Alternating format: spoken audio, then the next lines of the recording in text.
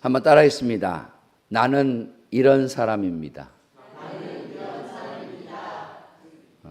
여러분 어떤 사람이에요? 나는 이런 사람이라고 소개할 수 있는, 오늘 말씀을 듣고 꼭 나는 이런 사람입니다라고 여러분들이 누구 앞에서든지 당당하게 말할 수 있는 은혜가 있기를 바랍니다.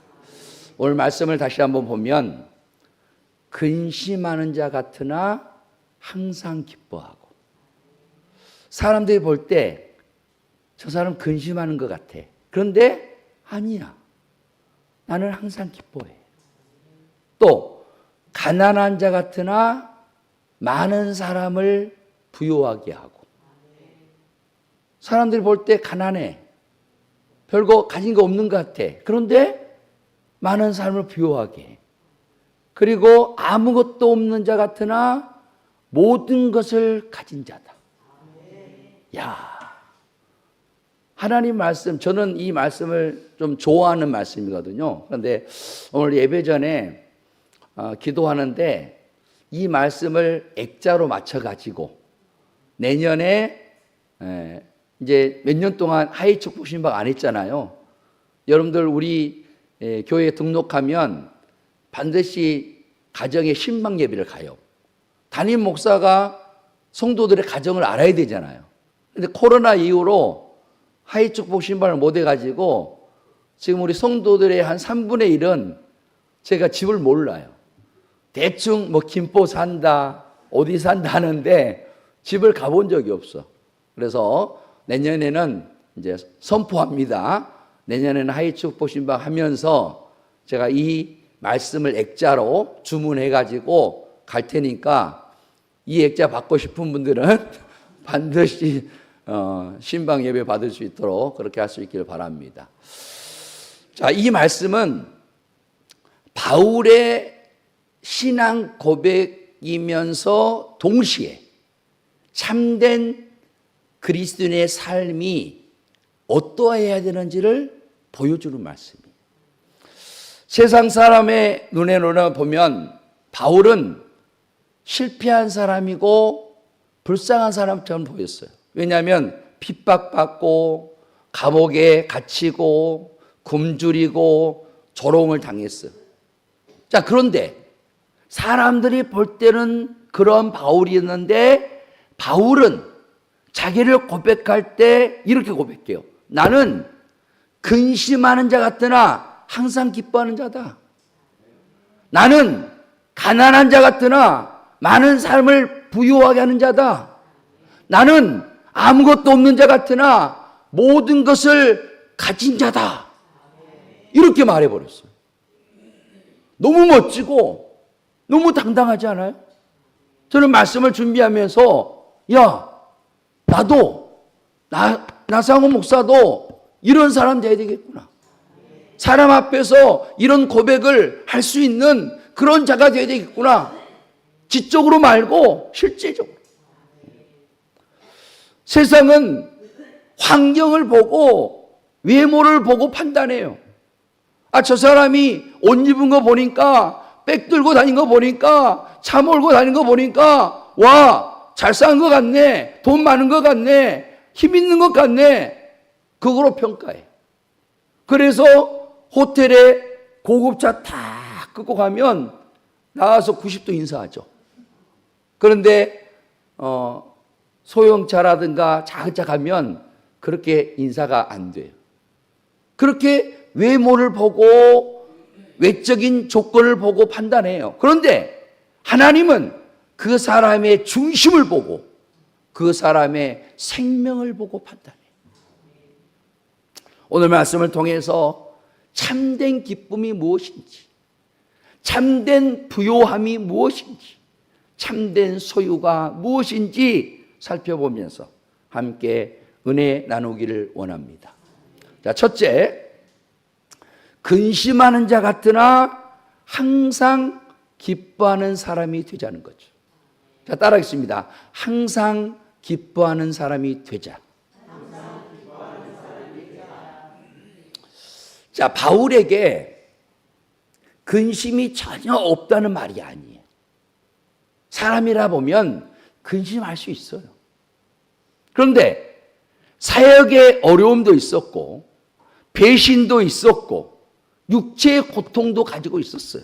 그러다 보니까 근심할 수는 있겠죠. 그러나 바울에게는 근심을 뛰어넘는 뭐가 있었냐? 기쁨이 있었어요. 저는 여러분들이 그 기쁨을 소유하기 원합니다. 내가 하는 일이 잘 안 돼. 그래도 그 일이 안 될지라도 그것을 뛰어넘는 기쁨. 이게 어디서 오는가? 오늘 말씀을 통해서 알 수 있길 바라요. 내가 지금 몸이 안 좋아. 그러면 근심이 생겨요. 그러면 그 근심에 갇혀 하루하루 보낸 게 아니라 아니야. 나 몸이 아파도 나는 예수님 안에서 기뻐할 수 있어. 하면서 기뻐해버리는 거예요. 이게 그리스도인이라는 거예요. 환경을 뛰어넘는 자. 상황을 뛰어넘고 하나님 앞에 감사할 줄 알고 기뻐할 줄 아는 사람. 이런 사람이 바로 바울이었다는 거예요. 바울에게 있는 기쁨은 상황에서 오는 기쁨이 아니고 예수님에게서 오는 기쁨이었다는 거예요. 세상은 기쁨이 잠깐 올 수 있어요. 세상이 주는 기쁨이 있거든요. 그런데 그 기쁨이 유지되려면 계속 그런 일이 일어나야 돼. 금메달을 계속 따야 돼.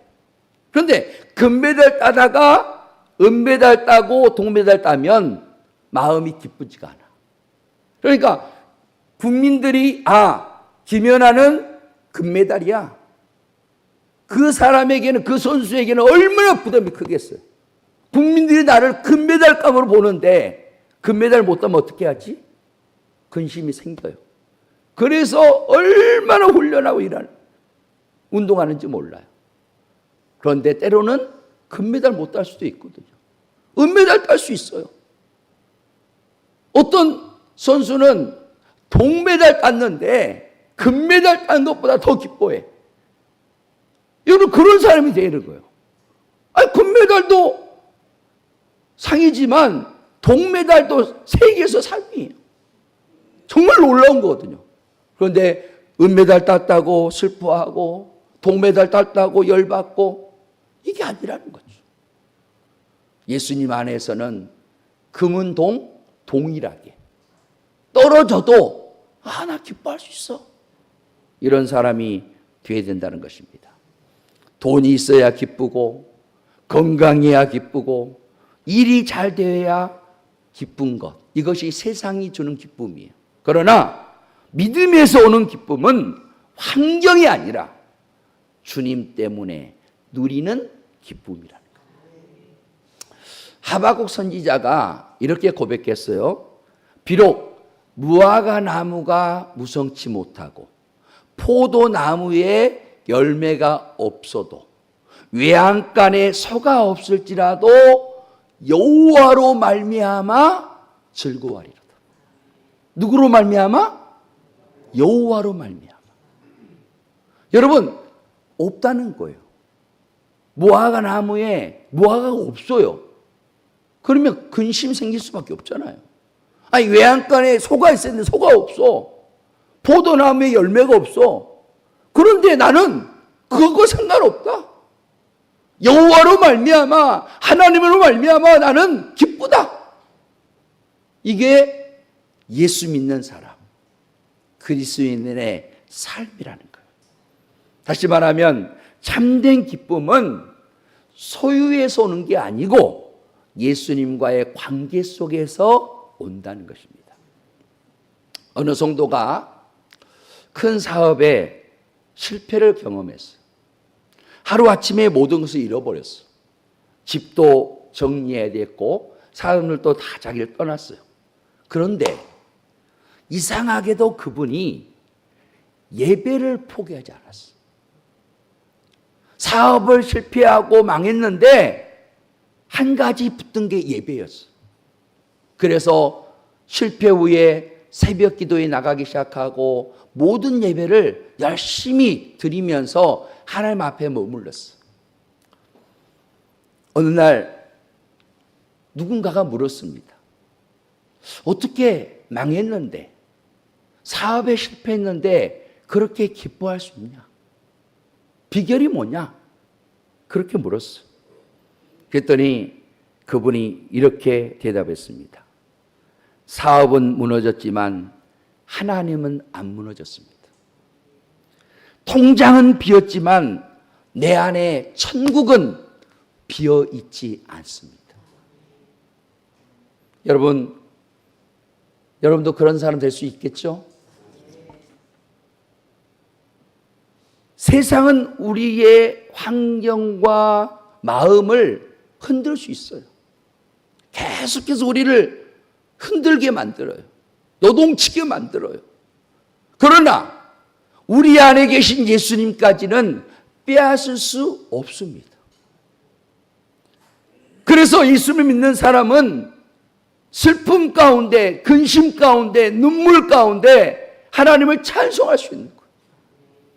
그러므로 근심하는 습관을 버리고 근심 대신에 찬송하고 기도하는 여러분 되십시오.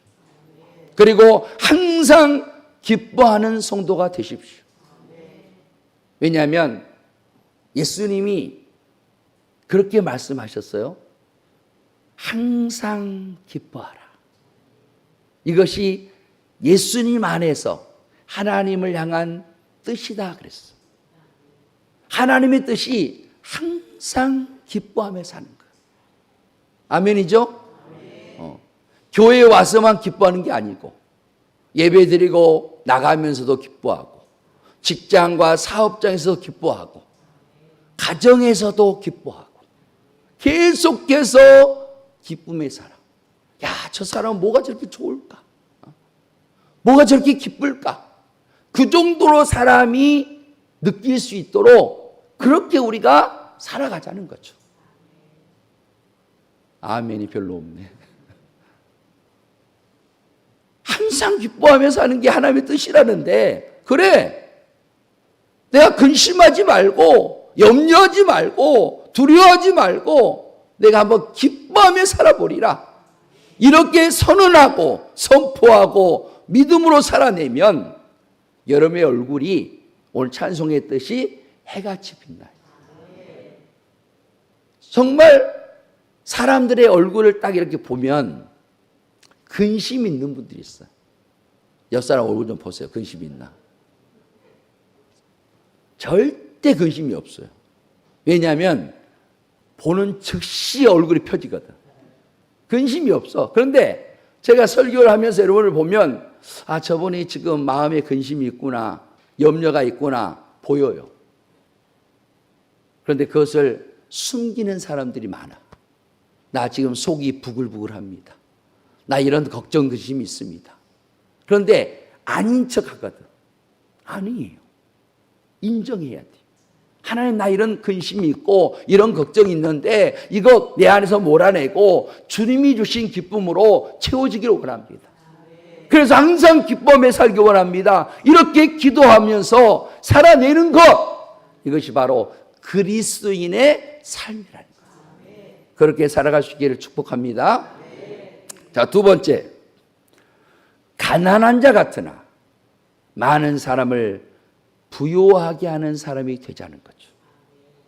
자, 바울은 물질적으로 넉넉하지 않았어요. 때로는 천막을 만들면서 생활을 할 정도였어요. 그러나 그는 수많은 영혼을 살렸고 교회를 세웠고 복음을 전했고 사람들에게 영원한 생명을 전했어요. 저는 사도 바울의 그 전도의 여정의 성지순례를 아직 못 가봤어요. 터키라든가 이런 쪽에 이제 그 사도 바울이 세운 교회들을 기념하는 교회가 쫙 세워졌는데 그 코스를 가다 보면 야, 사도 바울이 얼마나 그 예수님을 모르는 그런 지역에 가서 복음을 전하고 교회를 세우고 영원한 생명을 주는 이 엄청난 일을 했다는 것을 느끼면서 감동을 받는다고 그래요.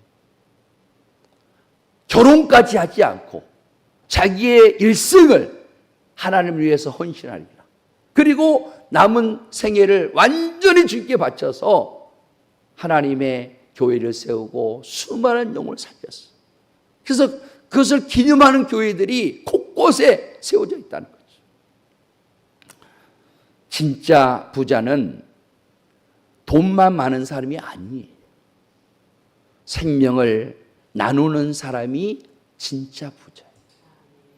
세상은 통장 잔고를 보고 소유를 보지만 하나님은 얼마나 생명을 나누었는지를 보신다는 거예요.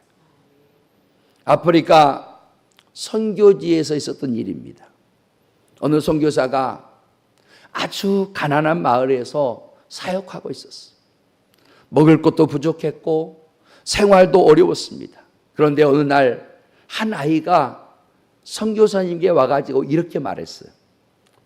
선교사님, 저는 예수님을 알고 나서 무섭지 않아요. 예수님을 믿고 난 후로는 무섭지가 않다는 거예요. 이 선교사가 펑펑 울었어요. 자기는 사역을 하지만 선교사지만 별로 열매가 없는 것 같았어. 그런데 그 아이가 와가지고 나 예수님 믿은 후로 두렵지 않다는 거예요. 무섭지 않다는 거예요. 그 선교사님이 자신은 가진 것이 없다고 생각했는데 사실은 가장 귀한 생명을 전하고 있었다는 것. 그래서 그 아이를 통해서 힘을 얻고 위로를 받고 더 복음 사역에 힘썼다고 고백했습니다. 사랑하는 성도 여러분, 예수님을 전하는 사람은 가장 부유한 사람이에요. 자, 내가 어떤 사람을 전도를 했어요. 그 사람이 예수님을 인격적으로 만나기 전에는 잘 몰라요. 그런데 진짜 그분들이 예수를 만났어. 인격적으로 만났어. 그래서 새로운 인생을 살게 된 거야. 누가 가장 나를 위해서 사랑하는 사람이고 나를 위해서 이렇게 좋은 선물을 줬다는 것을 그때서야 깨달아요. 야, 그 사람이 아니었으면 나는 구원받지 못했겠구나. 영원한 지옥에 갈 수밖에 없었는데 내가 내 인생에 그분을 만나서 그분이 나에게 복음을 전해서 나를 교회를 이끌어서 내가 예수님 만나가지고 예수님 만나서 새로운 인생을 살 뿐만 아니라 영원한 생명 천국에 들어갈 수 있었다는 것이 가장 큰 복이고 가장 큰 효도라는 거예요. 저는 여러분들이 그렇게 사람들을 부욕해 하는 사람 될 수 있기를 축원합니다. 물질로 사람을 부유하게 하는 것은 일시적이거나 한계가 있어요. 물론 누군가가 나에게 돈을 주면서 위로하고 힘을 주는 경우가 있습니다. 그것은 힘이 되죠. 그러나 한계가 있고 일시적인 거예요. 가진 것이 없거나 부족해도 얼마든지 사람을 부유하게 할 수 있어요. 예수님의 정신을 가지고 섬기며 사랑할 때 여러분 그것은 이루어지는 거예요. 오늘 장로님과 권사님들이 그 찬양을 했잖아요. 그 찬양의 가사가 얼마나 은혜스러운지 몰라. 나의 섬김, 나의 헌신을 통해서 사람을 살리고 사람을 구원하고 그 섬김과 헌신이 하늘에서 해같이 빛나서 내가 하나님 나라 갔을 때 하나님 내게 상급으로 주는 이 삶, 이 인생을 살아내자는 거죠. 예수님도 이 세상에 오셔서 많은 사람을 살렸어요. 병든 자를 고쳐주고 귀신 들린 자를 귀신을 쫓아내주고 소경의 눈을 뜨게 하고 앉은 병을 일으키고 그 육체적인 질병을 고쳐줬어요. 그런데 그것으로 끝나지 않았어요. 그들의 영혼을 구원하는 그 영혼들을 부욕케 하는 그 일들을 감당해냈어. 그리고 3년이라는 세월 동안에 그 공생의 기간을 마치고 제자들을 세워서 이제는 너희들이 이 일을 해라. 내가 했던 것 본이 되어 주었고 이렇게 살라고 했기 때문에 너희들 죽는 날까지 이것 하고 내게 와. 그리고 제자들이 한 사람도 예외 없이 그렇게 살다가 주님께로 갔어요. 그러면 이제는 우리가 그 일을 감당해야 된다는 거죠. 나도 주님을 영접했으니 나도 그 일 하다가 하나님께로 가는 인생, 그것이 최후의 승리를 얻는 거고 가장 이 땅에서 잘 사는 사람의 인생이에요. 외모, 외적인 것, 이것 이 땅에 있을 때 필요해요. 그러나 거기에 갇혀 살지 말고 자유를 얻고 주님 안에서 정말 많은 삶을 부욕케 하는 그 인생을 살아가는 여러분 될 수 있기를 간절히 바랍니다.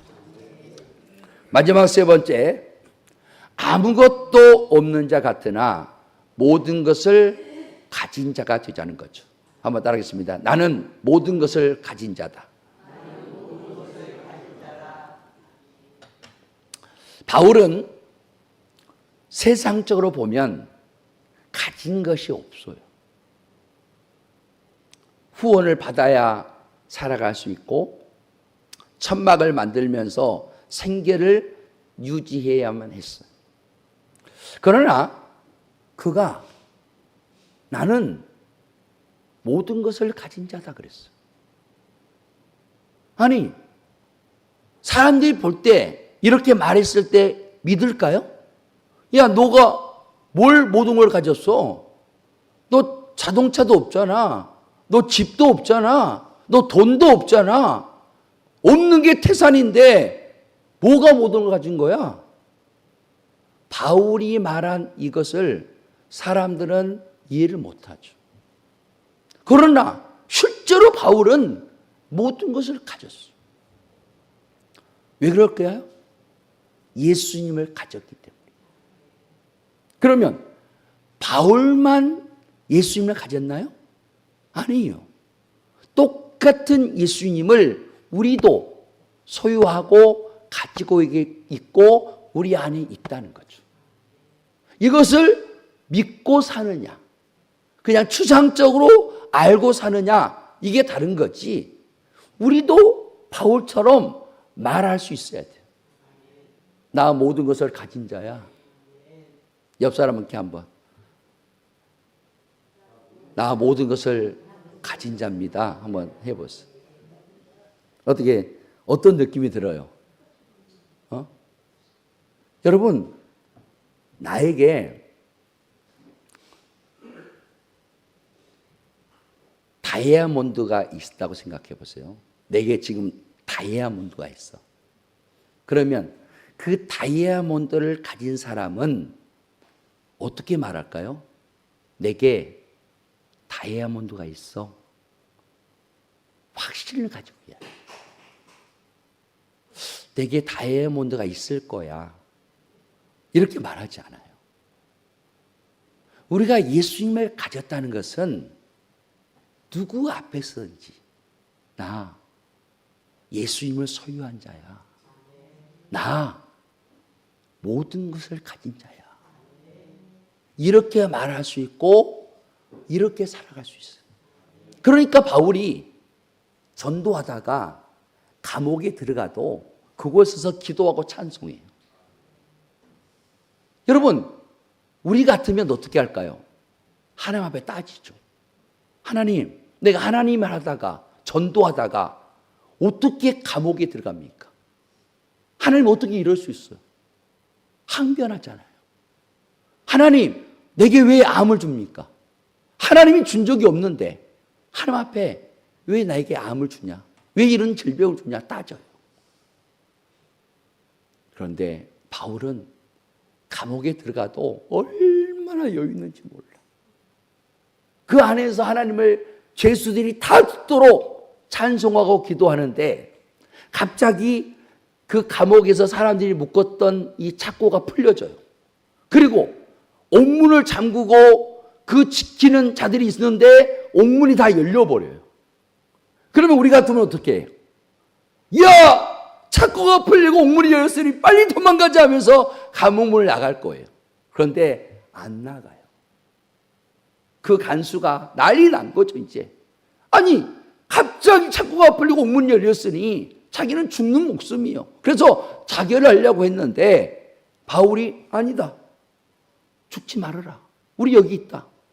하면서 그 간수에게 복음을 전하니까 그 간수가 놀래버린 거죠. 아니, 옥문이 열렸으면 죄수가 도망가야지. 아주 여유로운 거야. 어떻게 이런 사람이 있지? 그때 복음을 전해서 그 간수의 가정까지 구원하는 그런 놀라운 역사가 나타났어요.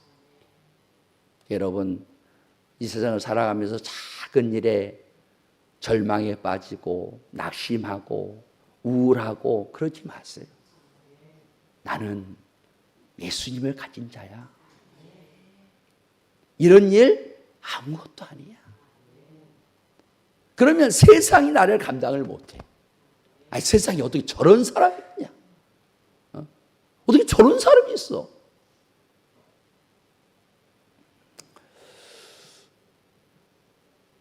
어느 믿음 좋은 할머니가 병원에서 입원해서 이제 남은 생애를 살게 됐어요. 가족들이 걱정합니다. 할머니, 두렵지 않으세요? 할머니, 어떻게 해요? 이렇게 막 걱정하는 말로 하는데 이 할머니가 웃으면서 이렇게 대답했어요. 나는 이미 가장 좋은 집을 예약해놨다. 천국 갈 준비가 나는 되어 있어. 너희들 걱정하지 마. 여러분, 우리가 아파트 분양 받아 놓으면 이제 입주할 날이 가까우면 들뜨잖아요. 야, 내년이면 저 아파트 입주하네. 지금 분양을 받아 놨어. 이 입주할 날을 기다리면서 설레요. 여러분, 천국에 내 집을 분양받아 놓은 여러분 될 수 있길 축복합니다. 사람들 앞에서 나 천국에 집 있어요. 분양 따놨어요. 얼마야? 그거는 금액으로 계산할 수 없어요. 믿음과 헌신과 섬김으로 제가 분양권 따놨어요. 근데 그거 못 팔아요. 피 붙여서 못 팔아. 여러분, 든든하지 않아요? 천국집을 분양해 놨다니. 나 거기 이제 죽으면 간다고 생각하면 얼마나 기뻐요. 죽음이 슬픔이 아니라 기쁨이에요. 이 할머니 얼마나 멋져요. 야, 나 천국집 있어. 나 그곳 가는 거야. 걱정하지 마. 슬퍼하지 마. 여러분, 우리도 그럽시다. 나중에 병원에 이제 연로해서 입원했을 때, 야, 웃어. 손자야, 웃어라. 나 천국집 간다. 얼마나 멋있어. 그리스도인은 돈은 별로 없어도 천국에 대한 소망이 있고, 육신은 약해져도 영혼은 강건하고, 환경은 흔들려도 믿음은 흔들리지 않습니다. 오늘 성경에 모든 것을 가진 자라고 했는데 누구를 가리키는 것일까요? 돈과 소유가 많은 사람일까요? 힘과 권력이 있는 사람일까요? 명예와 성공을 한 사람일까요? 이러한 모든 것은 훗날에 다 없어지고 사라지고 의미가 없는 것들인데, 예수님을 가진 자는 그 영혼이 풍성한 은혜를 누리고 있기 때문에 그렇게 고백하는 거죠. 나는 모든 것을 가진 자다. 한번 따라하겠습니다. 나는 모든 것을 가진 자다. 아멘이죠? 이제 그렇게 말할 수 있어야 돼요. 결론의 말씀입니다. 근심하는 자 같으나 항상 기뻐하고, 가난한 자 같으나 많은 사람을 부유하게 하고, 아무도 없는 것 같으나 모든 것을 가진 자로다. 이것이 복음의 능력입니다. 예수 믿는 사람은 세상이 이해할 수 없는 기쁨이 있고 평안이 있고 소망이 있습니다. 오늘 혹시 내 안에 근심이 있는 분이 있는가? 환경이 어렵고 마음이 무너진 분이 있습니까? 주님이 오늘 그분에게 이렇게 말씀하시죠. 세상과 문제만 바라보지 말고 나를 바라보아라. 주님 안에 참 기쁨이 있다는 것, 주님 안에 참 부유함이 있다는 것, 주님 안에 영원한 생명이 있다는 것을 여러분 하루도 잊지 않고 살아갈 수 있기를 바랍니다. 한번 따라하겠습니다. 이제는 근심하지 않으리라. 항상 기뻐하며 살리라. 사람들이 나를 가난하게 보아도 나는 많은 사람을 부유하게 하며 살리라. 나는 아무것도 없는 자 같으나 모든 것을 가진 자이다. 아멘. 나 이런 사람이야. 나 이런 사람이야. 이렇게 말할 수 있는 우리 예수생명교회 모든 성도들이 될 수 있기를 예수님의 이름으로 간절히 축원합니다.